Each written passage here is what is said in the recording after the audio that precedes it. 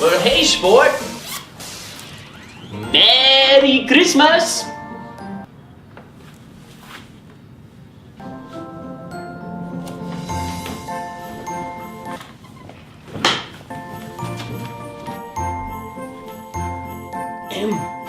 I said, Merry Christmas.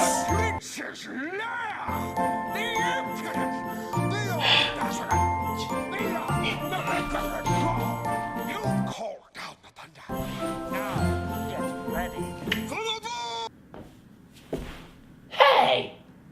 We don't have to have television for Christmas entertainment. How about a nice Christmas story?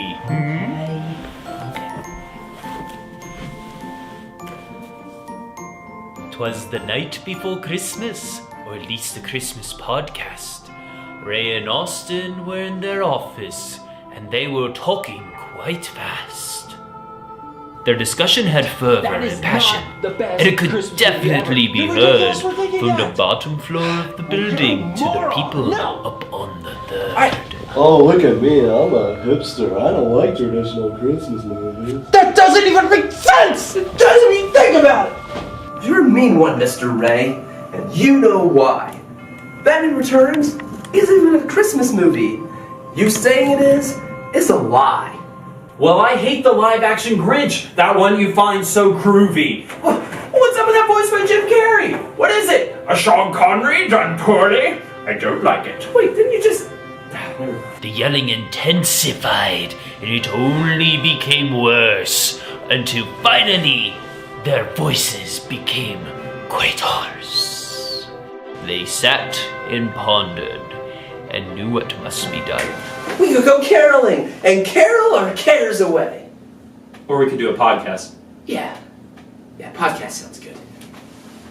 They'd have a debate on Prancer, on Nightmare, and White Christmas too. They'd figure out which film makes their Christmas least blue.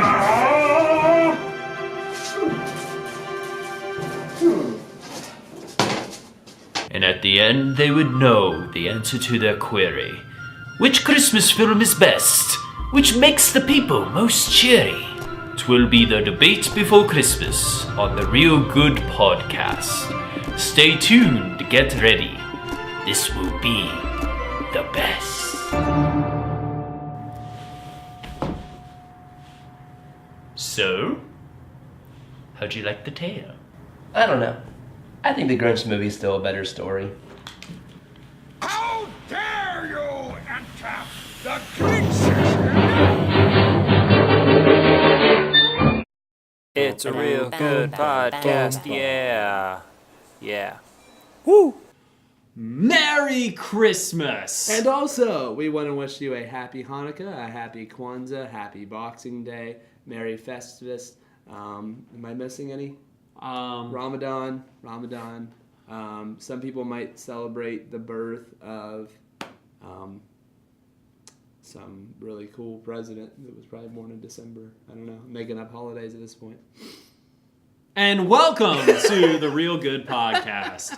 My name is Raymond Morris. And I'm Austin James. And we are decked out. If we were Halls, you would be singing a song about us because we are ready for the debate before Christmas. What we're going to be doing today is we're talking nothing but Christmas movies and TV shows. So, here's the game that we're going to be playing. It is called The Debate, obviously. Mm-hmm. And we will talk about bring up a certain topic. We'll talk about what we think about it. And then we're going to settle on why we are going to pick a choice, a film, TV show, TV episode. You'll get the picture. And we will choose our favorite. We will have to defend our favorite against the other person. And then we will see who wins the great debate. We'll see if our opinions change here. And then you need to tell us whether or not we've actually changed your mind or add additional comments about the entire thing. So, enough of me blabbering. Mm-hmm. Austin, let's start off with something simple. Okay. Let's get our palette going here. Okay. My question for you is, to you, what makes a Christmas movie a Christmas movie? Okay, so obviously, the big obvious one is Christmas is a theme of the movie. So it either occurs when Christmas is going on, but it doesn't have to be necessarily like, for instance, an example is you could call Frozen a Christmas movie. So it has themes of Christmas, but why you call it that one is because, there's some reindeer, there's snowmen, but there's also kind of a moral to the story, which is always my big thing. Is with a Christmas movie, I always kind of think it as is a movie that you can watch in this time of year, and it makes you think of Christmas, but usually, maybe because of the religious connections to this time of year or whatever, it seems like, even the goofiest ones like Christmas Vacation, there's always some sort of a moral story to it in the end, where it takes it like Die Hard. To me, it just shoots up a guy and he falls off the top of the roof. Look, I think we might as well start debating right now. Yeah. You said you consider Frozen a Christmas movie. Does it actually happen at Christmas? Nope. See, that's my big thing. That's my big sticking point. If it's a Christmas movie, my big thing is it has to take place on Christmas. That's the biggest issue. Where I understand, like, with the morals and themes and, makes you feel good about all of that, but you could argue a lot of movies have a moral, have a theme similar to the Yuletide cheer. Yeah. But if it doesn't take place at Christmas, then it's just a good movie. Yeah. That's what I would argue. I would argue that, where I'm not saying that Frozen is a great movie. I remember we actually went and watched it in theaters with friends. Don't worry, it wasn't just us going on a bro date. Not that there's anything wrong with that. Another Seinfeld reference. We are on a roll. That's true. But we so it needs to take place on Christmas. And it needs to have, I like the moral and all of that where it comes around at the end. I think that's really what it comes down to. And I think most of the time, Christmas movies tend to be family affairs. Now, there are a few that are not, such as there's a movie called A Christmas Horror Movie. A Christmas Horror Story. Yeah. That is a Christmas movie, but it's definitely not for kids. Bad Santa, like those type of ones. But I think the ones that really reign true for years and years and years are the ones that are classics for the entire family. That's what the staying power of it, because then you want to hand it off to your kids and your kids' kids and all of that. So I think we're kind of on the same page with this. So shall we get the ball rolling? Let's get it rolling. So you'll notice we're going to snowball. I see what you did there. Snowball? Yeah. Get it? Okay. We're going to snowball our way to the big, big topic, which will be our Mount Rushmore of Christmas movies. What are the 4 greatest Christmas movies of all time? According to you, is that what it's going to be? Yep. Okay. According to you, what are the greatest 4 Christmas movies of all time? We're going to be going all the way up to that, but let's start small. Okay. First topic for debate is, what is, in your opinion, the greatest made-for-TV Christmas special? So this is a short form Christmas movie. Short form, which means probably about 30 minutes or less. That typical 30-minute runtime is typically what these things are. So what is the greatest made-for-TV Christmas special? Okay. That's the topic. Let's talk about what is actually on the table. What do you got? What do you think? Okay, now this one, I had one drawn up in my mind. We were ready to air it. Yeah, I just thought of the one that's going to change everything around. Okay, so is it going to be your choice for the best? Yeah. Okay, let's hold off on what our choices for the best are. Let's just talk about a few that are on the table. So, I mean, obviously, we got the big one, right? So you have How the Grinch Stole Christmas, Rudolph the Red-Nosed Reindeer, Frosty the Snowman. The Year Without a Santa Claus. Also a good one. Like the Heat Miser and all of that, right? So you got all that fun stuff. And then Charlie Brown Christmas. Charlie Brown Christmas is a great one as well. And I guess you can, and this might kind of spoil it a little bit, what your choice is going to be, because I kind of like getting all of the cards on the table. Let's get all the cards on the table. So like for me, another one that not very many people have watched is a movie called A Wish for Wings That Work. That's true. That's one with Opus and Bill. If you are even familiar with the Berkeley Breeze, Bloom County comics, those were really popular in the 80s. It's a fantastic Christmas special. That's My awesome. family watches it every year. It's great. It's on YouTube for free, by the way, so check it out. So what are some other ones? So I kind of have to throw this because this would be my choice for one, but if I didn't throw it in there, it'd be throwing you for a loop, you know? Uh-huh. So should I do it now or hold it off? You know what? Let's just throw it out there. Let's Okay. just throw it out there. Okay, so this one's a technicality because it aired on TV one time. Okay. And it's technically a commercial, but it's 4.5 minutes long, so it's more like a short film. So you probably know where I'm going with this. Okay. So I know I've told you about this every time. But if you haven't looked at it, it's on YouTube. It did air one time on TV. The Sainsbury Chocolate Company. It's a British chocolate company. I hope I'm saying their name right. Every year they do like a special Christmas short film advertisement thing. Okay. So they did one in 2014. Amazing, about the story in World War One when the British and the Germans had their ceasefire. Right. And yes. for Christmas Eve, they shared pictures, they shared snacks, they had Christmas together. Yeah. Amazing, powerful video. They played soccer. Yeah, they had a soccer game. So I can get more into that later, but I'm pretty much describing. Okay, the whole so you're thing. just throwing that one out there. That is interesting. Does that count? So I And want to that's hear. the- I want to hear your defense now On of how it why counts. it is a. Why would it count as a made-for-TV Christmas special? Right. That's So- what I want to hear right now. Like, so- bring it up. Do so it. I get- Defend because- yourself. Well, it was made for TV. It was yeah. it was made to air on TV. It aired on the BBC in 2014, and it played once there, and I think it played once on our stations in the United States, and that was about Yeah, it. but where I'm struggling with this is where it's a commercial. Mm-hmm. It's basically like a Super Bowl commercial. Yeah, but it's more like it's made as a short film though, so it's not like a minute. I mean, it's 4.5 minutes long. Yeah. Which is why you can only air it once. Ooh, man, that's tough. I guess know? we can. I guess we can allow it. I suppose we'll leave it out there. But you owe me one now. Yeah. You owe me one in this That's great fine. debate. We'll see. And that's the point of debates, man. Like we're coming out with things out of left field. All right. Well, I am not about that. I think that should not count.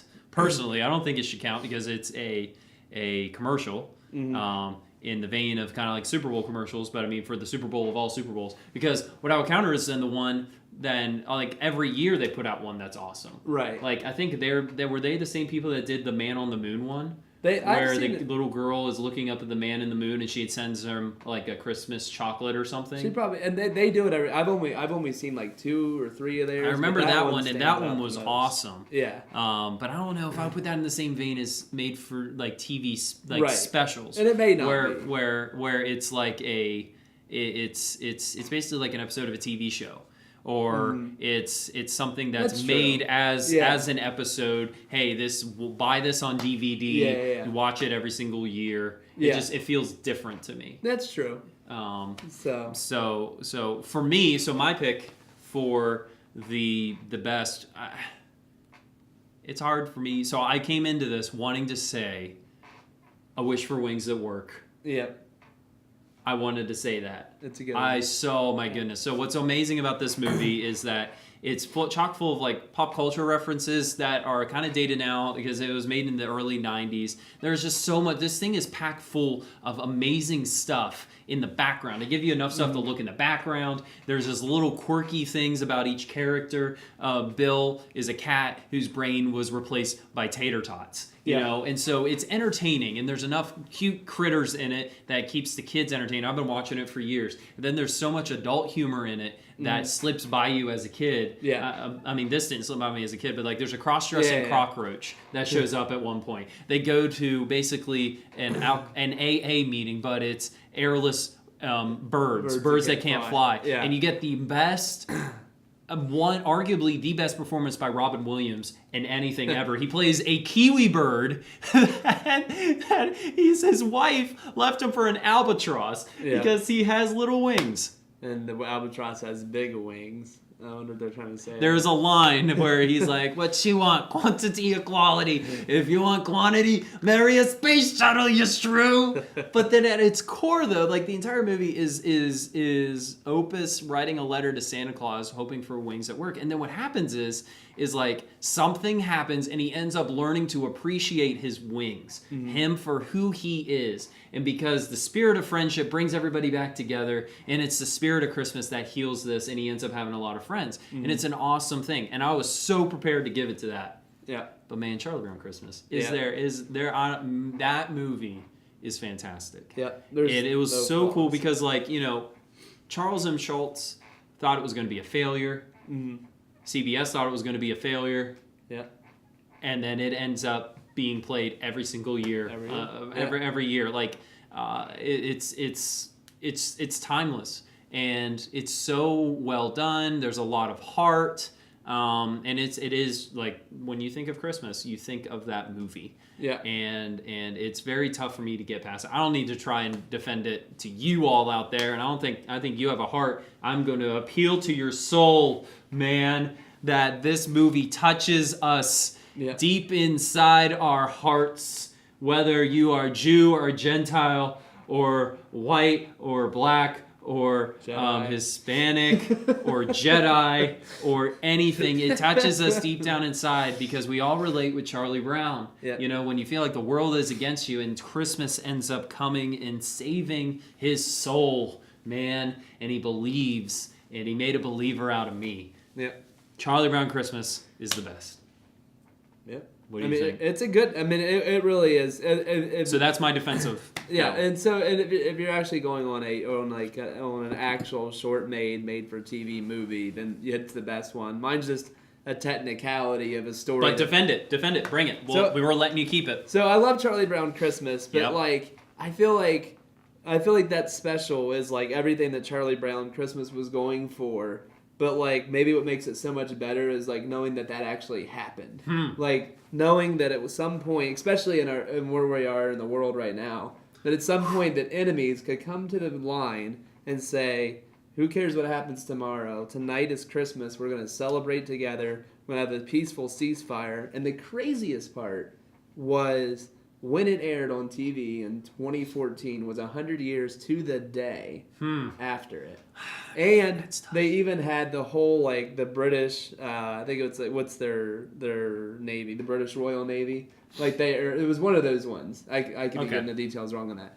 But I know that they were literally, no, British Royal something, Legion, I can't remember what it's called. They have cool names for their military. But anyways, they literally were working with them side by side so they could get every detail right, down to the playing the soccer, down to sharing the pictures. And the way it ends is so, because the message is so good, right? The way it ends is so bittersweet because they have this night and it's so Christmas and you're getting the chills. But the way it ends is the story we know. They have to go back and they know they have to fight these people the next day. That's true. Which, how much harder does it make? Like, you have to, like, shoot the person you shared a memory with. Well, look, if there was an uncalled slide tackle that was illegal, it makes it very easy to fight the next day. And I would argue that the Charlie Brown Christmas subtly ends on the same note. Because in a Charlie Brown Christmas, what happens next? There's a Charlie Brown, it's the Great Pumpkin Charlie Brown, and Charlie Brown was just best friends with Lucy, and she still pulls a football out from him. So, you know, you even get that. No. That's a really good point. And so, man, you almost convinced me, but I'm still going to go with Charlie Brown Christmas. I think it is, for sure. But I see where you're coming from. Yeah. So we'll call this one a truce. Okay. In the name of Christmas. Christmas! And now it's the next day. So let's fight. Let's go! Let's battle. What's the next one? Next one we're hitting up is your favorite Christmas episode of a TV show. Oh, yeah. And this is one that doesn't... I feel like sometimes you get a little bit in the Netflix generation, but not quite as much because now things don't come out specifically on a certain date. Yeah. But definitely this is going to feel very nostalgic because every show you've ever loved has one... At least have that. Like, you can go back... I was doing some research on this. Yeah, you think of the... Oh, man, I forget his name now. He plays Papa Elf in Elf. Bob Newhart. Bob Newhart, the Bob Newhart show. Yeah. Where he has like tonsillitis or something. Yeah. Or like something's wrong and he has to spend Christmas in the hospital. Like That's there's funny. that classic one. The Ed Sullivan Show, the Christmas special where he has to go and buy the stuff. And the voice of all the Looney Tunes, Mel Blanc, is waiting on him. Like I listened to that on the way back from my grandma's house with my mom, and it's an episode of TV that was weirdly entertaining, for how old it is. And you just made me think, as we've talked these out, and I had one again. I'm doing it again. Yeah. You just made it pop in my mind what my favorite Christmas, and I think might agree with this one. Interesting. Interesting. Let's get some other ones on the table here. So some including that one. Okay, so I'll leave that one for last. Okay. So some classic ones I think for us. The Hey Arnold, Mr. Quinn uniting with his daughter. That is a great one. Hits you at so many levels. I think it was even nominated for a daytime Emmy. It should have been. I think it was. Yeah. And I could be wrong, but I'm pretty sure that was a big deal for them. And I think the thing I forget in the episode, obviously the whole thing with him uniting with the daughter is something you always remember. I have a feeling that we're going to be coming back and talking about this in a little bit. Yeah. By someone's pick. Okay. Not saying who, but... Maybe. Sorry. You said West Wing has a really good one. West Wing, yeah. So I'm a big West Wing fan. In Excelsis Deo is one of my all-time favorites, and I may end up throwing this in as my favorite episode. So I can kind of, it tears me up every time because a lot of the episode. Here's the thing, though. It was the Christmas episode for that season, but it's not super overtly Christmassy. Yeah. It's really not. And that's probably why I'm not going to go with it. But the end of it, so there's this underlying, they're getting all this stuff going on, the West Wing, walk and talk, Aaron Sorkin, walk and talk. And, but Toby Ziegler is one of my favorite might be my favorite character on that show. Yeah. I just love him. He's kind of depressed at times. And so I kind of relate. And he's bald and he's bearded. So I definitely relate. And so, but he gets a call from the police. Yeah. And he ends up taking the call, and he goes out, and they found a man that fought in Korea.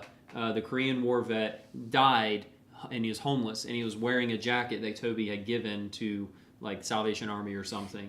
And he wrestles with this whole thing the entire episode because the ambulance was super late getting there, and so he's like, this man deserves a proper burial. And then there's some other things that occur where you find out someone has a connection with Army vets that works in the White House. I'm trying to not spoil all of this here. Yeah. But I'm not going to tell you who that is. But the end of it, there's a children's choir is singing The Little Drummer Boy. And it's beautiful, it's angelic, and it's juxtaposed against the military funeral that he ends up arranging for the guy. Yeah. And it brings me to tears every single time. It is quiet, it's subtle, and it's beautiful. Yeah. And it is just a breathtaking episode. Check it out. It's on Netflix. It's season 1, if I remember right. It's just so well done. It's really good. But on less serious notes, the Holiday Armadillo episode of Friends is fun as well. That's another one. I'm just trying to throw out all these different Christmas episodes that I enjoy. We were talking about, How I Met Your Mother with, Lily has this giant Christmas extravaganza in the room for him, and then Ted, he called her a Grinch. But he didn't say Grinch. So it causes a whole... then she steals everything, but now they're trying to figure out how to... And the whole joke of it is that they're trying to figure all this stuff out before Marshall gets home from studying for his final. But then the plot twist of what Marshall was actually doing instead of studying for his final is also hilarious. So that's a good another one. The Scrubs Christmas episode. I forget which season that occurs in, but they have this this girl ends up pregnant and she goes missing, and there's this whole thing, but it has this really cool scene where Turk runs because he starts losing faith. Because he's some people die in the hospital, and he takes it really personally, and he's a super religious guy for that random episode. That's not really who his character is overall, but it comes and goes. It depends on which writer's writing it. Yeah. But he ends up doing this sprint to go find this girl to Sinner Man, you know, Yeah. oh, Sinner Man, where you gonna run to? It's so cool. Cool. It's a really fun episode. So that's another one. But, so your pick, I'll go first. Okay. You touched on it already. Mr. Wynn. It is called Arnold's Christmas. Is that my pick or is that your That's my pick. Oh, okay. That's my pick. No, I'm going first because you Okay. went first last time. Yep. My pick is Arnold's Christmas from Hey Arnold, season 1. What happens? Mr. Wynn is this Vietnamese guy that stays in the boarding house with them, and they do this white elephant gift exchange. And Arnold gets Mr. Wynn, but Mr. Wynn's super nice, and he gives things to everybody, and he really seems to have no need for anything. Yep. And what he finds out is Mr. Wynn tells him that he gets sad around this time of year, and the reason is because he and his daughter were separated in the Vietnam War, and he handed his daughter off into this helicopter. And the man in the helicopter takes the girl and tells Mr. Wynn the name of the city that they live in, because that's where they were going to take her. And he spends 20 plus years trying to find his daughter. And so Arnold spends this entire episode trying to go and get her and find her somehow. And there are some interesting twists and turns. And of course, Helga is in there, and she does something that's uncharacteristic of herself. She ends up feeling the spirit of Christmas, and she ends up doing something nice to be able to help. And it's just the reuniting at the end, because it's a Christmas thing. It's so beautiful. It's so fantastic, and it's so well done. And I have other reasons for why this is good. I have a few points for this, but how about we let you say what yours is, and then we'll defend our choices even more. Okay. Go. The Batman the Animated Series Christmas episode. Do you remember what it's called? Nope. Christmas with the Joker. I knew the plot. So it's literally only like the 4th or 5th episode too, which is amazing.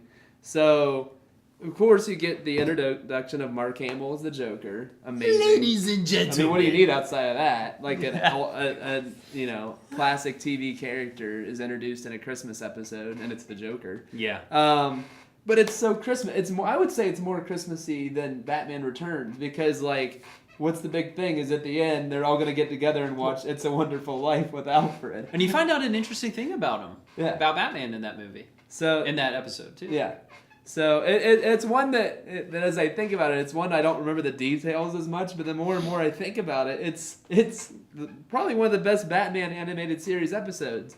Plus, in my arguing point, I do have something I remember about it. All right. So here are my points. One, what is more Christmassy than going and getting a gift for someone? Mm-hmm.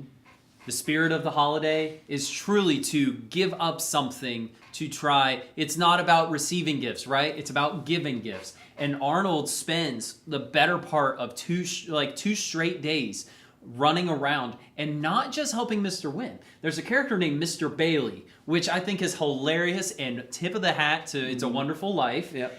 It's so awesome. Where Mr. Bailey is working and he's bah humbug and he hates Christmas. And what happens is he's this guy that could look up where Mr. Wynn's daughter is, but he refuses to because he's super swamped at work, and then he has to go and do the Christmas shopping. So Arnold and his best friend Gerald, by the way, side note, best friend anybody could ever ask for. Like, you're a pretty awesome friend. You're fantastic.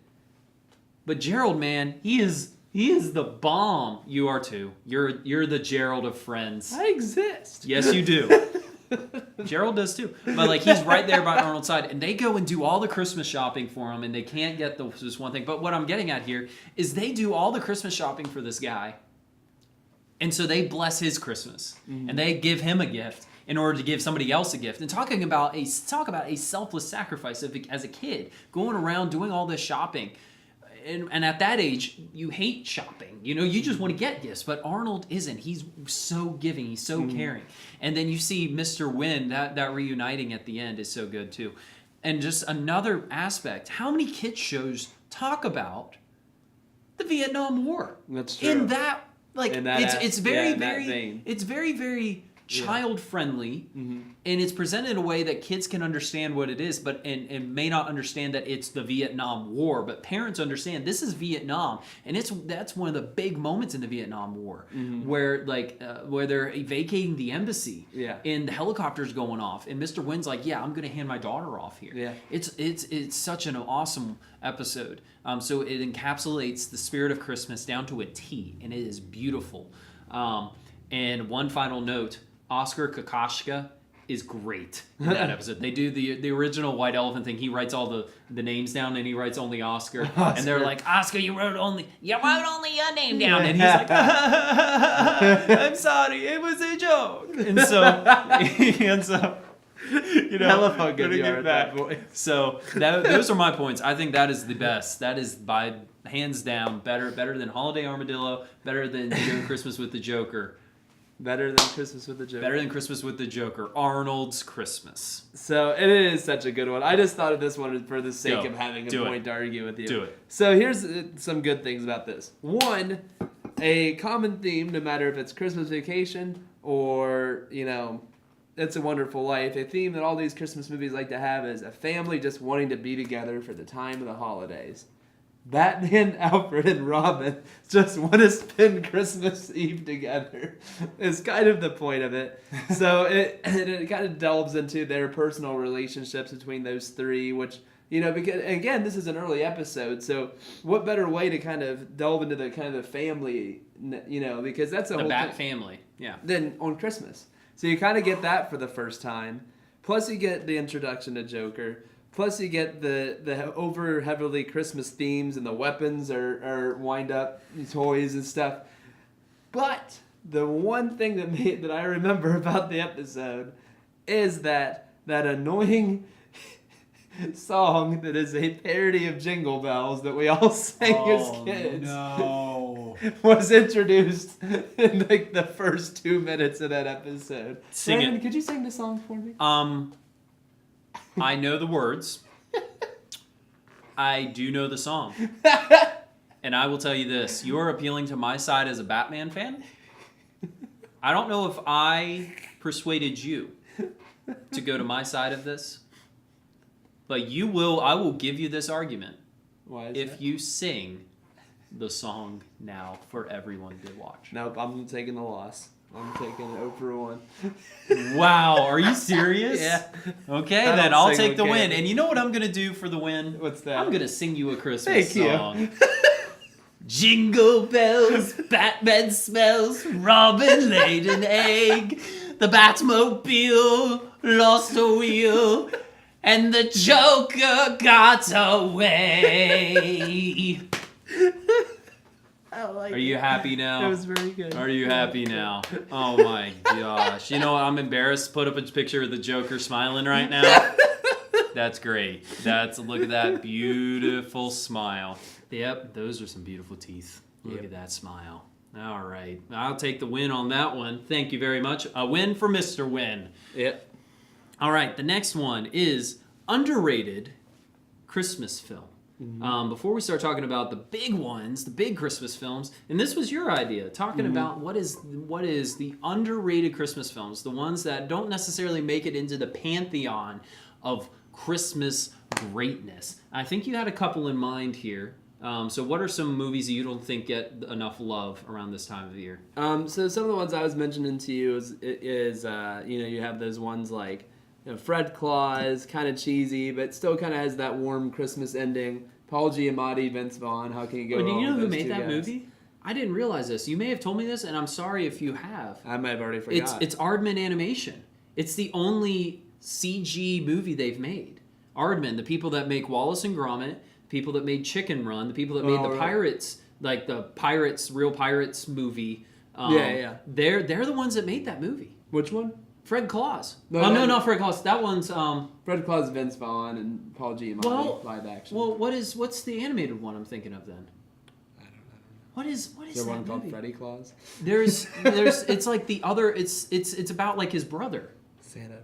I don't know. Now I'm going to have to look this up. Oh shoot! We That might really have another bugs one me. for an underrated. But Christmas. there is a Christmas movie that it has so Fred Claus is the live action one. Mm-hmm. But there's an Aardman animation one that is kind of it might be like about an elf or something, or I thought it was a sibling of, it's like Santa's brother or something. Oh, okay, that sounds like, obviously it's underrated obviously, because we don't know what obviously just pop up the poster right now as look at that like this. Well, I wish I could read. Okay, we could read it. Other underrated Christmas ones, Christmas with the Cranks. Sometimes it gets really bad reviews for some reason. I don't know why. I watched it for the first time this year. Yeah, it's not that terrible. Bad. I mean, there's some still the way the town reacts is a little over the top. It's a little quirky, and it's funny. It's to fun. me, it kind of flirts that line between being full on Christmas Vacation and full on It's a Wonderful Life. Like it's like right there in the middle where it doesn't really know what it's wanting to be. Right, because the ending is like really emotional and really good. Yeah. And I think if you tone down like kind of it's fine to have a fun Christmas movie, but I feel like that movie, what it struggles from is it's that lack of identity where it needs to either go full on Christmas Vacation, or in goofiness and just ridiculousness, or it needs to go full on It's a Wonderful Life, and just pick which way you're gonna go, especially for a movie like that.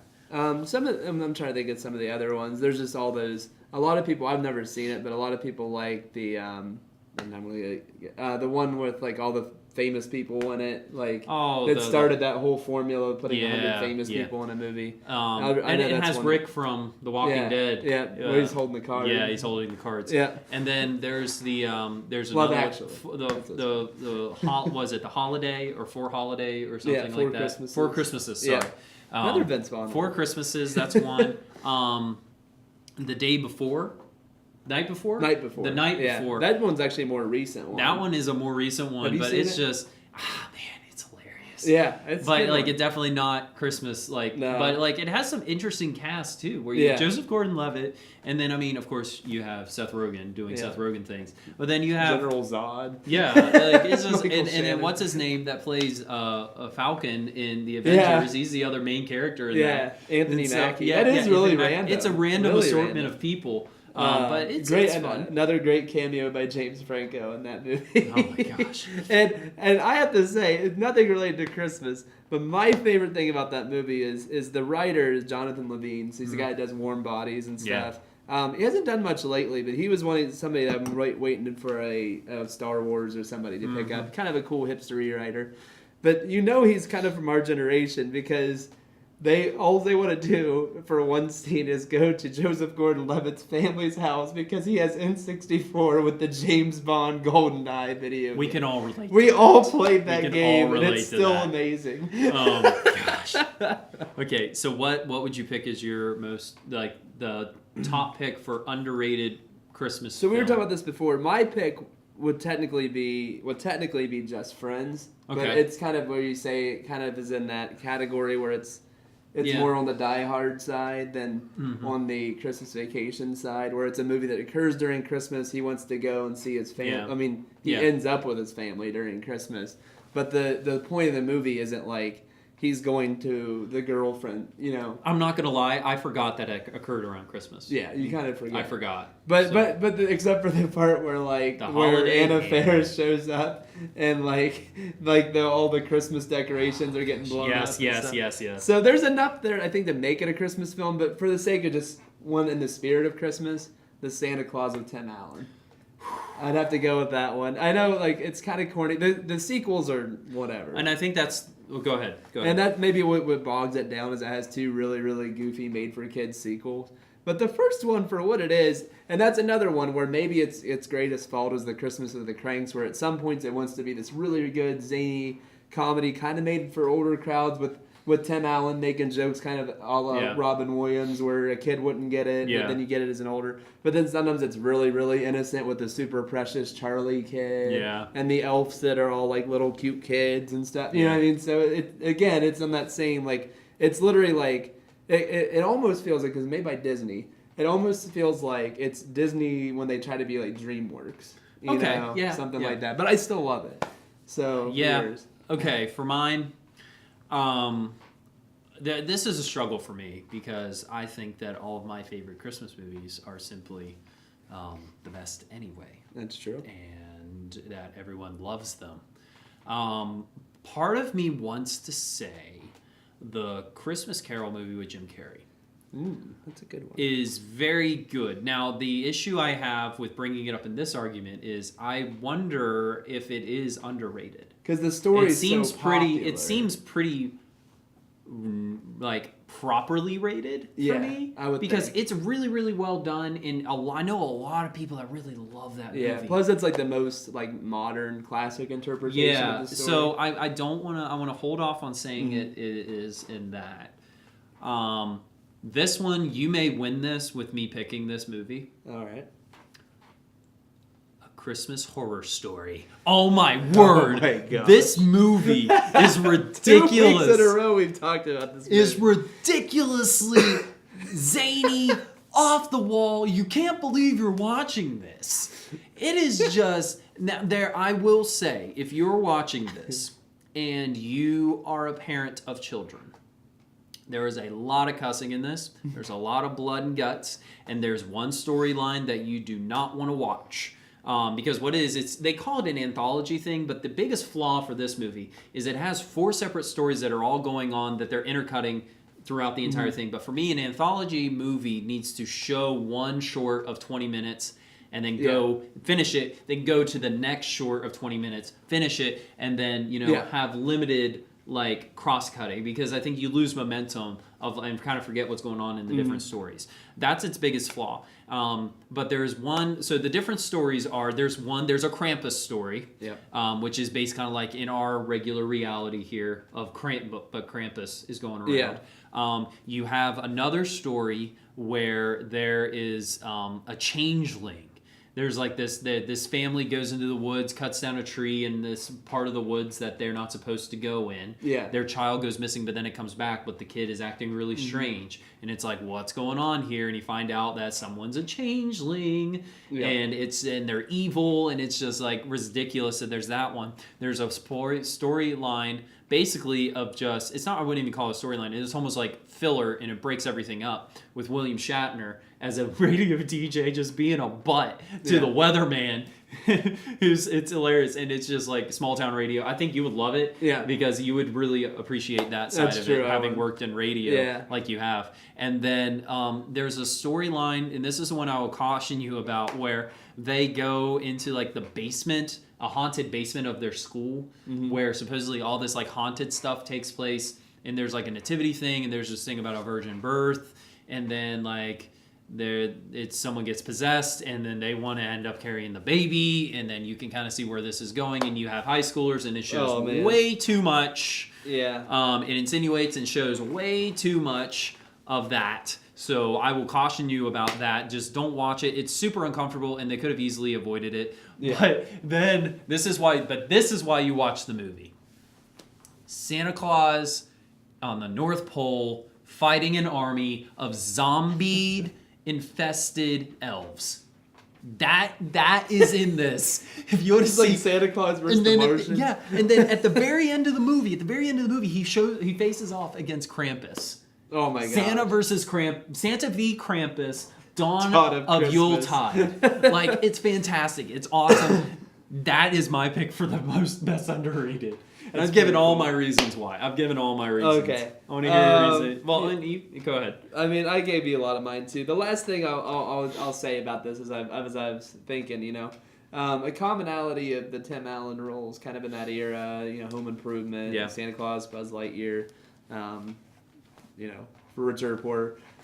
They all kind of did that same thing where he's kind of this kind of jerkish, kind of not so much with in Home Improvement, but in the other one, but more kind of what he plays in the show he was just on, and where he's kind of this kind of a know-it-all guy, kind of arrogant and stuff, and he has to kind of be grounded or whatever. But the difference, I think, what makes not that these are Santa Claus, I wouldn't say is as good as Toy Story, but as far as the character development, like Buzz Lightyear is literally only the way he is because he's manufactured to literally think he's Buzz Lightyear. And then once he comes to realize he just doesn't act like that. But it's not like he was like geared, it's not like he was just a jerk it's not like the villains in Toy Story. Like they became that way. But if you look at the Santa Claus, like at the beginning of the movie, he's literally a terrible person. Like he's not a nice guy. There's a reason why he's the other dad, right? Yeah. Like the ex. Yeah, and the ex-husband. And I mean, they kind of make him as sleazy as a G-rated Disney movie can, but he still is pretty, like he's not that close with he doesn't know anything about his son. He's not connecting with them at all. You've kind of seen that stuff before, but even like the joke I always tell you about, like where I always think is hilarious. I don't know why, but like he's trying to get the big Christmas Eve dinner prepared. He can't get that right, and they just go to Denny's, and he's like, "Oh, everybody loves Denny's," but it's like that's crappy. Like, why Denny's? It's like the cheapest place. Yeah, dude, they got a Grand Slam. Don't hate it. True, but like the fact that you can take that guy and make him Santa Claus give props for Disney for being unique with that, because. So here's what's interesting, and I made this as a point in a blog I wrote last year, is this came out very similar to the timing of the remake of Miracle on 34th Street, made by Universal, who does, the Seth Rogen comedies and stuff, and now they do the Illumination Studio. Yeah. Disney's Pixar and Magical and Coco and Awesomeness. So you would think the people that made the goofy Tim Allen, Disney made it, but the goofy comedy Christmas movie about this jerk guy that learns to be Santa Claus, you would think that's the Universal movie. You would think the Disney one is the one with John Hammond from Jurassic Park as the most majestic Santa Claus ever put on screen. Yeah, that's true. But yeah, Disney. But give props to Disney for coming up with something different from because you would think Disney Santa Claus is this perfect guy, becomes Santa Claus and lives for eons. Yeah. No, he's a jerk and becomes Santa. So I think I like that because it's a very, very interesting plot that you see all the time of the guy, kind of like what happens in Just Friends. Like, kind of starts off as the jerk, but then you start morphing his layers, becomes a better guy. Except that better guy becomes Santa Claus. Yeah. So that's why I think it's I'll give it to you. Thing. Yeah, you won me over. I love that movie so much. One of my favorite things is the commercial. Look up the original teaser trailer for it. It's great. Well, like Tim Allen. Like, it's like this cardboard cutout of Santa falling down. Yeah. And then he's holding... Oh, yeah, and they're like, someone new's taking over Christmas. And it's Tim Allen, and then he drops the snow globe, and he's like, can we get a guy to clean this up? It's really great. It's awesome. We're going to kind of take a break here. Okay. And we're going to do a change of pace. We're going to give us a chance to rant a little bit. Okay. We're going to rant. We're going to call this Hot Takes. Okay. The Christmas film Hot Take. So this isn't really a debate. So this is not a debate. Okay. This is a chance for you to give us... for 1 minute, a rant about a Christmas movie or a Christmas tradition or something like that either you love and nobody else loves or you hate and everybody else loves, something to that extent. And try and just like plead to the masses your case. Okay. So, my hot take, I think... And I don't know if this is a super hot take. I think a lot of adults think this, but I don't know. I think the Rankin Bass stuff, even as a kid, I always thought was hot garbage. What? The Rankin Bass stuff, like the Rudolph the Red-Nosed Reindeer. Oh, the stop motion? Yeah. What? Yeah, as a kid? Even as I never could stand those things. I just thought they were clunky. Their characters were all annoying. I remember the plot lines because they played 50 times a day. But, I didn't like them. They were just there, and it was Christmas, and I was going to watch it. And I'm convinced it's like the thing with what they always say about It's a Wonderful Life, where it didn't do very well originally, so then everybody got the TV rights to it, but it's It's a Wonderful Life is like a classic. Where these ones, I feel it was made cheap, produced cheap, didn't do much, and every network was like, yeah, we'll air that 50 times. There's no names attached to it. There's no good animation. I mean, the stop motion, granted, that's a lot of effort, but what would those movies come out in the 60s? Yeah, I think so. You want to see good stop animation? Look 30 years earlier and watch the King Kong movie. They made monsters fight in live action, and it still kind of holds up almost 80 years later or whatever we're at, from 1933 when that movie came out, and they're those movies are garbage. I'm sorry. So every time I watch it, I'm just imagine Walt Disney watching that movie and being like, maybe leaving Earth in the next 10 years wouldn't be a bad idea. So my question for you, based off of your hot take, is: are you going to show your future kids, those movies? Probably. So you're perpetuating the stereotype. Okay. Yeah, okay. All right. Here is my hot take.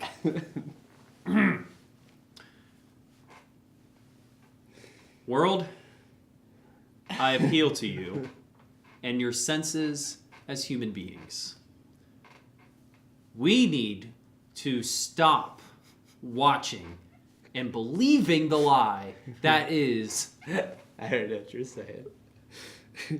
the live-action Grinch movie is hands down the worst Christmas film ever created, nay, worst film ever created. It's not the worst film. It may be. It may be worse than Room. No, but The Room. That's The good. Room. That's I good like bad. Room with The Room. Room is good bad. It may be worse than The Room. Oh, hi, Mark.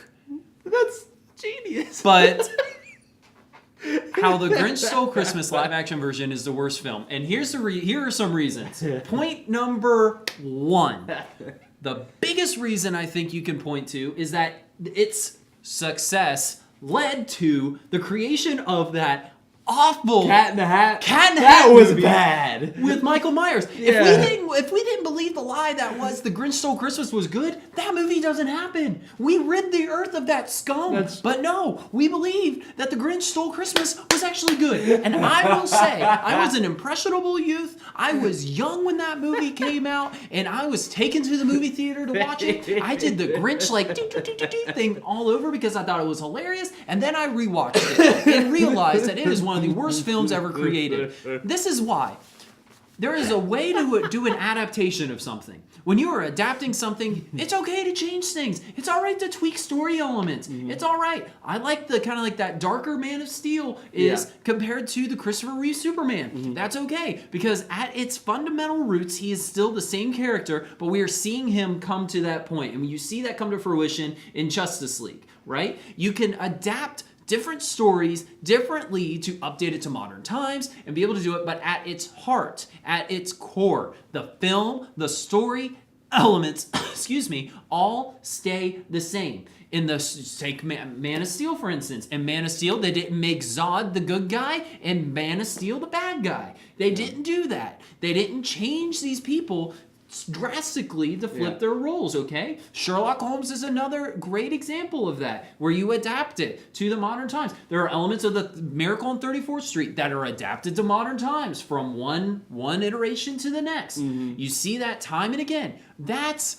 okay. But what the Grinch does is it takes a Grinch that you're supposed to not like, and the people of Whoville, who you are supposed to adore, you may get annoyed by how positive they are, but I tell you what they are not. They are not motivated by gifts. They are not motivated by the material things in this world. And dare I say, they're actually kind of really super sweet people. And the Grinch hates all of those aspects of those people. Yeah. That's what he hates. That's what he's motivated by. That's why he hates them, and because he thinks that if he steals all their toys, they're not going to be happy anymore. So he takes it and he learns a lesson and comes around and ends up saving the day, saves all the presents, and gives it back to him. Okay, in the live-action Grinch, they give you a reason why he hates Whoville. You know why he hates Whoville? Because the Whoville people, the Whovians, the people down in Whoville made the Grinch go boo, hoo, hoo. Because as a kid, he was made fun of. Because he was different. He was outcast because he was different. In the movie, you see that there's only one Whoville person down in Whoville that is actually a good person. It's Cindy Lou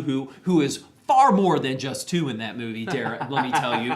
She's the only one that's like, hey, Christmas is about family, it's about friends, it's about giving and all this stuff. But they're all about gifts. They're all about recognition. They're all about this facade that they're perpetuating. And you know what? The Grinch is the hero of that story in the live-action Grinch.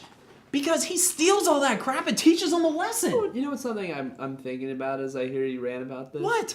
I don't know if this is truth, but I'd like to discover this. The song "Where Are You Christmas" that's in the movie was like a huge hit. It's played every year. Yeah. Movie is kind of silly and the song's kind of corny, but it's still like a classic you hear every year. Makes you wonder if who made that, Universal? Yeah. Okay. So then they I don't know. I don't care. I don't know. Well, because they make all the other stuff now. That's what the Sue stuff. But anyways, it makes you wonder if they had a record label with that song, knowing that was going to be a huge Christmas hit, and they knew they were making The Grinch. They wanted to put that in their movie, but that song doesn't fit the movie of The Grinch. So they had to change it? So they changed the movie to I make don't it... care. I don't give a crap. I'm not done ranting. Okay?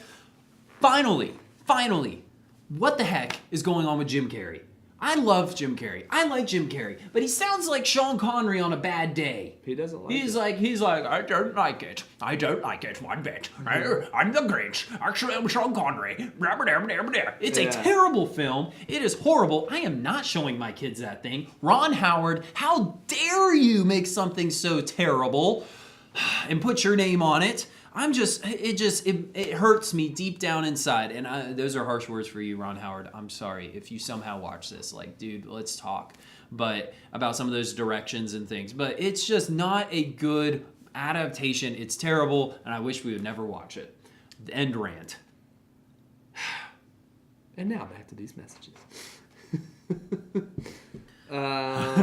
Yeah. So that's our hot takes. All right. I don't know which one of us seems. I mean, you like the. I think with your hot take, I think a lot of people agree with you. Like it's. But they're afraid to say anything. I know. I don't know. There's lots of internet people don't. But like I mean, look with the Rankin Bass stuff, man, you don't find a whole lot of people like me that can't stand those movies.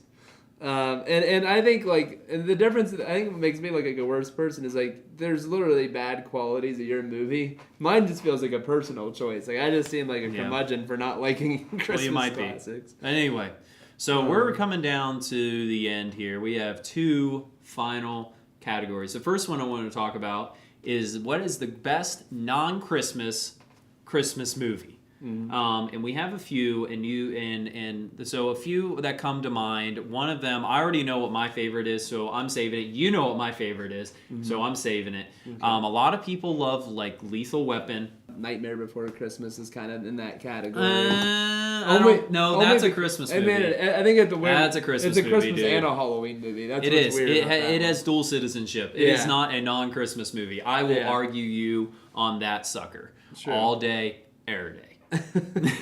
So and yeah. So those are that one. Okay, so my take for the best non-Christmas Christmas movie is Batman Returns. I have it as I joke around with people a lot and say it's my favorite Christmas movie because it takes place around Christmas. And the final phrase, the final line of the movie is "Merry Christmas, Master Wayne." And he's like, "Merry Christmas, Alfred. There's a cat. That must mean Catwoman is still alive." But anyway, it's all he's saving Christmas, man. He's talk about the spirit of giving that comes with Christmas, where it's better to give than to receive. What does Batman receive for all of his efforts? Some claw marks, some battered body that he does. It takes a toll. He spends a ton of money to protect Gotham, right? But he gives his all, and he protects them from Penguin. He protects them from Max Shrek, which is interesting that he's like his character's kind of modeled after Nosferatu, the actor that played him and everything. That's really interesting. Fun fact, because his character has the same name as the guy that played Nosferatu. But in that movie, I love it. And we brought it up in podcast past, but that is my favorite, like purely Batman movie outside of the warehouse scene from Batman v Superman. That one might be up there, but purely Batman movie, that's my favorite. And best non-Christmas movie for sure. That takes the cake and runs with it for me. What about you? So best non-Christmas. I know this is one I've hinted at before throughout it. I'll go with Just Friends. Best non-traditional. Man. So this one, and I kind of want to do it for the underrated because I feel like it's not as well known as those other ones. And it's not. No, it's not. There for a while, like 8-9 years ago, it was used to play on Comedy Central. It might still, but I remember when I was on there. Right? And now it might start getting some replays because Ryan Reynolds and Deadpool blowing up with that. But there's so many good things. The thing for me, I think when I think of Christmas comedies, and we'll get onto that later. But the one thing about, like, what makes comedies great for me is, like, jokes work here and there. There's some funny scenarios. But for me personally, like, my favorite kind of comedies is when there's, like, 5 or 6 just different hilarious characters that have things you never forget. So Ryan Reynolds is good and funny and up to his usual. The first 10 minutes of that movie are comedic gold for him. I have to agree. That's great. Anna Faris, the former Mrs. Pratt, really good in that movie. The brother is great. Ryan Reynolds' brother in the movie is hilarious. He's a guy I always would see in some movies, but was surprised wasn't more of those kind of roles because he is really good. Like, he just is a little brother. He's so good at it. Even his hometown friends get a couple great lines. And another underrated funny character in the movie is, and I always forget his name, but he has such good character actors. Like the guy from like the Office Space and like Dodgeball. Yes. He's his boss, and he only has like maybe 2 minutes of screen time. But like the parts he's in are just like, how is Ryan Reynolds working for this guy? Like it usually would be the other way around. But the way they make that work is just so good. And his mom, I forgot about his mom. His mom so gets great. so many good laughs. I don't know what her name is, but she's from Julie Haggerty, but she's from Airplane. Yeah, and then even the guy that's usually like the least interesting American Pie character is getting written a lot better character in this movie. Like as like kind of the love foil. Like he gets a lot of good lines and stuff. Dusty Dinkelman. The names in this movie are also hilarious. But yeah, so just for like a straight up comedy, it's good. But the Christmas elements, and that might be what hurts me, is like it occurs during Christmas, but it's not overly Christmas themed. However, like I was talking about earlier, the one scene that hits you right in the face of like is like it seems like it's kind of almost an homage to like something like Christmas Vacation. Is the scene where like literally everything like blows to a head. Oh my gosh! And like there's like this giant Christmas lights like being knocked out and things are blowing up and reindeers are being drugged by cars. And my favorite part about that whole thing is the aftermath of it, which they said this wasn't meant to happen. So the next day Ryan Reynolds comes back to the house. It's at his the girl he likes is like her house. Yeah. So he comes to talk to the dad, and he's like, I can cover this or whatever, because he's like the celebrity or whatever. And he's like, I'd just like to say I'm sorry for everything that unfolded. And then on the set, there was like a tree that like fell, but like it wasn't supposed to happen. And he's like, without even flinching, he's like, and that. It's just so good. That movie, I will give your movie some props. Like that movie. I remember loving that growing up, watching it all the time. Probably once we were in middle school, high school, watching it all the time. Yeah. And Ryan Reynolds was great, and the fat suit parts are fantastic. He's like, oh my god, that's a great. Those are comedic gold. He literally might be like, there might be others, but he may be like, and maybe that's kind of the struggle he's had coming up in Hollywood is like he's really, really, really funny, but he has the kind of the weakness of looking like Ryan Gosling. Yeah. So like the roles he's best is Deadpool and like this at the beginning of Just Friends, where you can't tell it's him and you just see it as a really, really goofy It's person. a really interesting case study of like when you try and escape, but then like your troubles still follow you because like he's completely opposite the way he is in high school. Yeah. So that's really interesting. But Batman, man, that man. I mean, you already chose Batman for one of your things, and like with Batman Returns, and just like. It's Christmas everywhere. It's snowing all the time, and it's just like it's interesting because we never think about our heroes around the holidays, And so he just runs with it, and we get. I'm trying to defend it as being better than Just Friends when it comes to Christmas movies. I think you may have convinced me. I love Batman Returns. It is a good movie, and Batman Returns is actually I remember back in the day. Like I don't think they do it as much anymore, but like. If you were a kid from the 90s, you probably really remember this, especially if you were like me and you had like 3 channels. Mm-hmm. NBC used to be really, really big on like around the holidays, like playing a bunch of movies and stuff. Like there was one like every night and you knew which one it was going to be because they would advertise it. And I remember Batman Returns is one like every year they'd play. Nightmare Before Christmas was another one. Jurassic Park for whatever reason, but why not? Yeah. Well, because they made it. It was NBC Universal. But yeah, like I remember Batman Returns on all the time, and I was like 4 or 5, and now I go back and watch. I'm like, why was I watching that in Jurassic Park as a 5-year-old? I tell you what, it's not Yuletide cheer. It's Yuletide dreariness. Yeah. But like Batman saves the day at the end, so I'm hanging on to my Batman. I'm hanging on to him. So who gets the win? Is this another tie or? I don't know. I'll give this one to you. Are you sure? Are we even keeping a score at this point? Well, the fans at home are, right? the fan at home is. Thanks, Hi, Raymond's mom. Hi, Mom. My mom So doesn't know internet. let's go to the final one. Here we go. The Let's big wrap it kahuna. up. I took notes on this on my Mount Rushmore of Christmas movies. So I think the best way to do this is to reveal one at a time. Okay. Now this, I will make the disclaimer.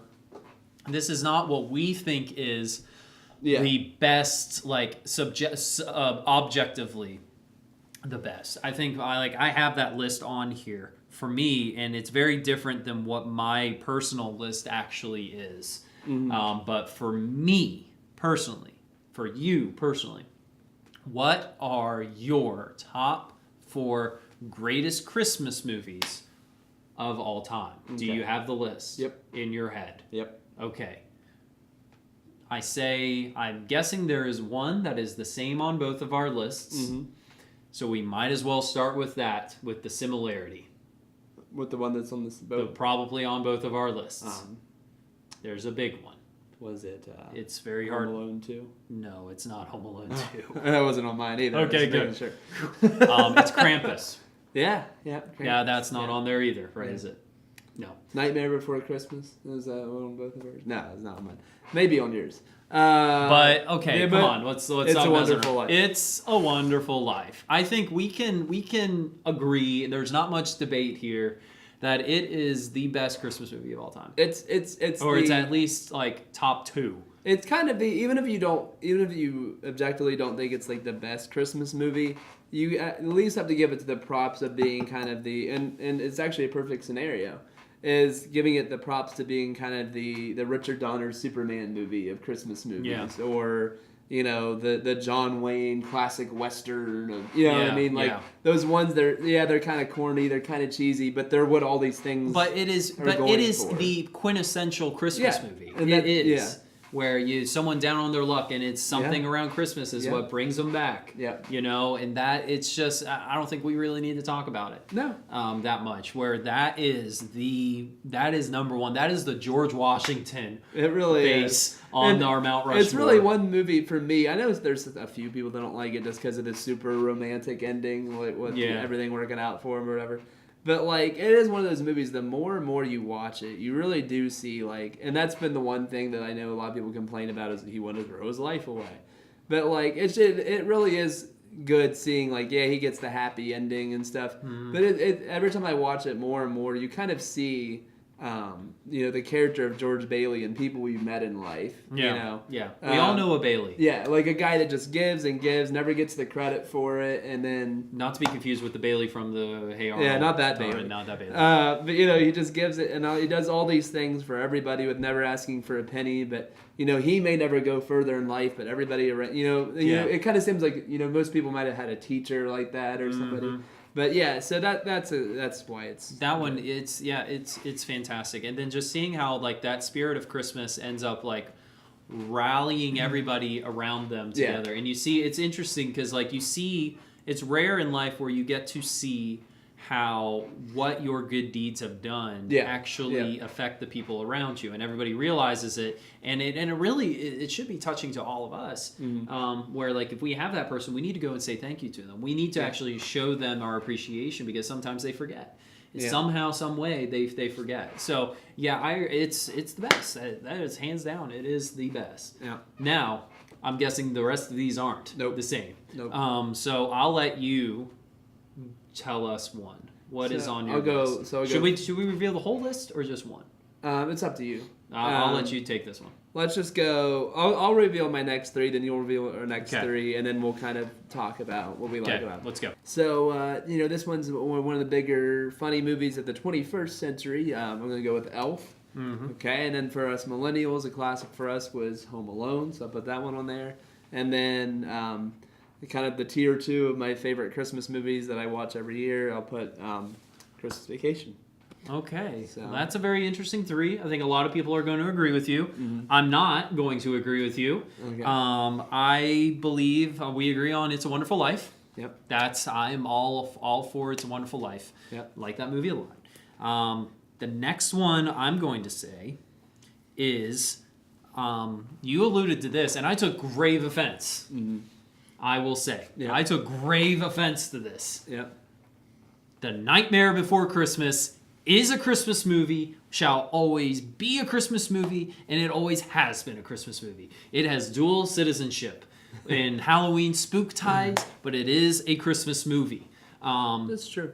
It is a Christmas movie. The next one I'll say is, and we agree on Elf. We agree on Elf. I think that's hard. You can't argue with that one. Some other things that I think could have gotten some love. For my final spot, White Christmas is a classic one. Christmas in Connecticut is another classic. That's I mean, it's pretty good. It's interesting in this culture of fake news because this person's ousted as being fake with the news that she gives. It's really interesting. But I have to go with the Polar Express. Really? The Polar Express is on the Mount Rushmore, the pantheon of Christmas movies. It was groundbreaking in its animation. It is fantastic. Yeah. Just the book is great, and they do a great job of sticking to the book, but then adapting it and making it bigger. And it's just so well done. And the score, the Alan Silvestri score is amazing. Robert Zemeckis is on point. I think I like it better than the Scrooge that he ended up doing. The same director. Yeah. I like it better than that. Wow.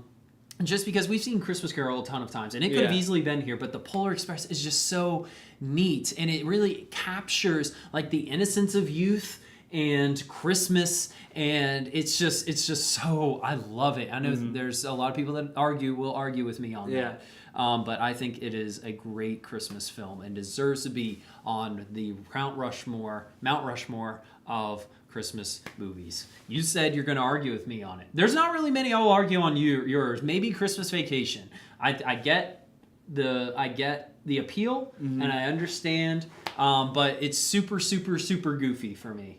And I love it. I love Christmas Vacation. Don't get me wrong. A Christmas Story is another one that I could sub Elf with a Christmas Story just because to me it's the same kind of, it's similar humor, but and I think you could easily swap that in and out. Yeah. So it's almost like I think it's like a two-headed president would be on there for me, Elf and A Christmas Story. But the classic nature of that, how it's just taken on a life of its own, and it's fantastic. Look, the musical version sucked, but of A Christmas Story. Oh yeah, I didn't hear that. And I think it could easily be on that list as well. Yeah, it deserves to be on.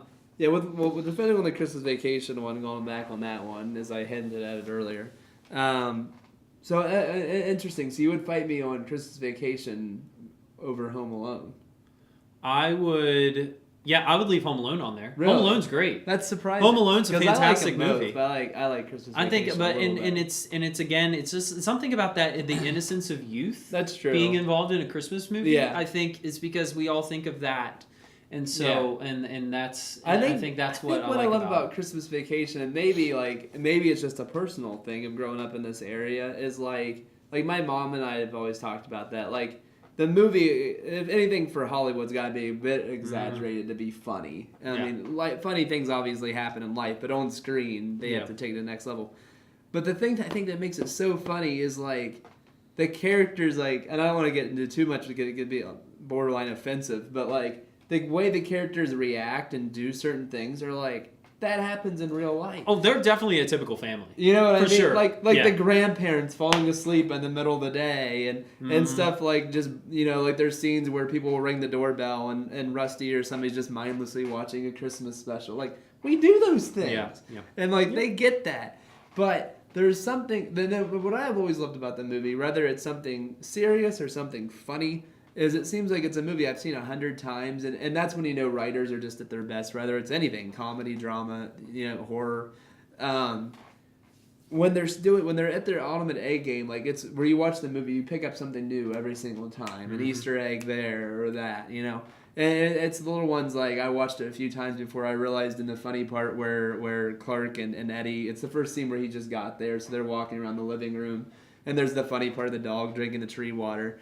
but they're drinking out the mugs, and then and now it's known because they made them a product. But back before it wasn't. Like they're drinking out of the mugs from Wally World. Yeah. So that's an Easter egg cool. to the first movie. Cool. That's cool. And another one that's really really good that I've always liked. I know I'm rambling a bit here. Is and this is one I never noticed until I saw a Nostalgia Critic episode about this. So the whole thing is they get that whole again with the family thing, the father-in-law kind of being on Chevy Chase's case, Clark's case, but not on Eddie's for whatever reason. Yeah. And so they've been nagging on him the whole movie, all the way through, and it's funny every time. And there's a part at the end, and that's what I was saying about like things you never pick up. Like towards the end when like he's like, it's after he loses it and goes on the long rant, and it's funny. There's a part where you see he's like about ready to give up hope, and it's where like the things on the tree are all burnt, and the ornaments are falling off.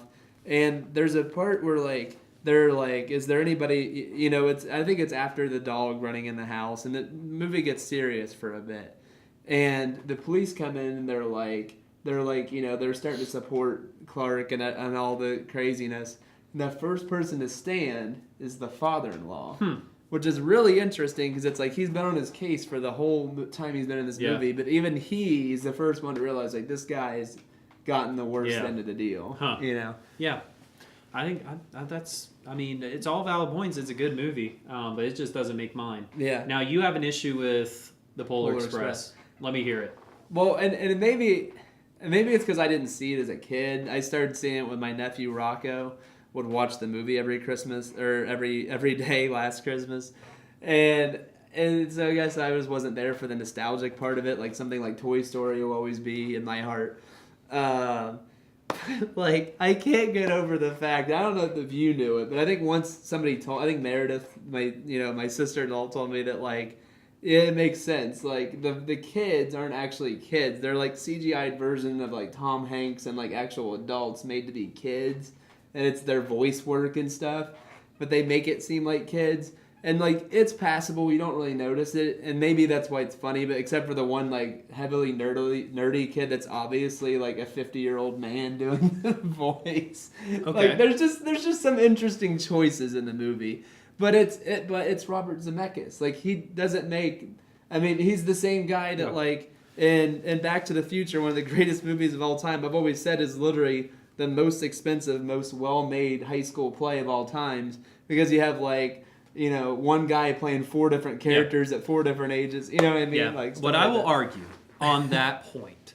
Now, I don't think Tom Hanks literally played every single kid. No, but he plays the main kid. Okay. Now, this is part of the story. Mm-hmm. He plays the main kid. Yeah. He also plays Santa Claus. Right. He also plays the conductor. Mm-hmm. He plays the ghostly hobo. I still don't understand that character. Okay. And he also plays the dad. Right. And he also is the narrator as himself. Mm-hmm. Right? Okay. You're a kid. You are a child. Mm-hmm. Okay? And so basically we can assume that the kid is birthed by mom and dad. Yeah. Right? Mom and dad both had a part in that. Mm-hmm.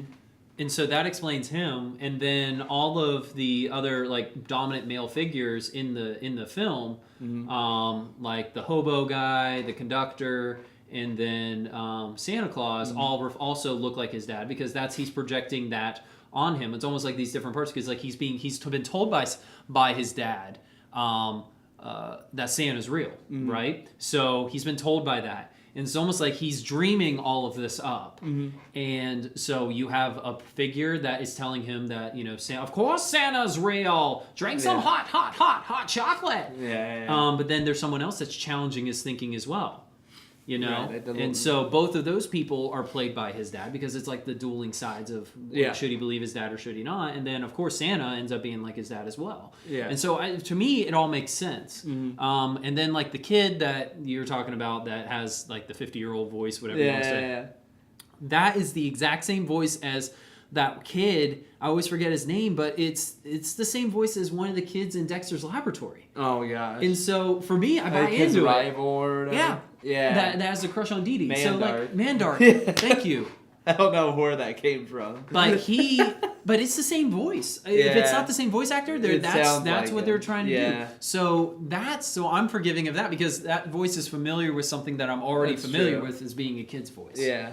But it's like overall the songs are great. The score is fantastic. The spirit of Christmas is definitely evident through the whole thing. You get Aerosmith in there as well. The rock it on top that of the was world. also weird. It was awesome. Yeah. I was just like, all right, that's not in the book, but that's cool. That's cool. And so it's just, overall, I love that movie dearly.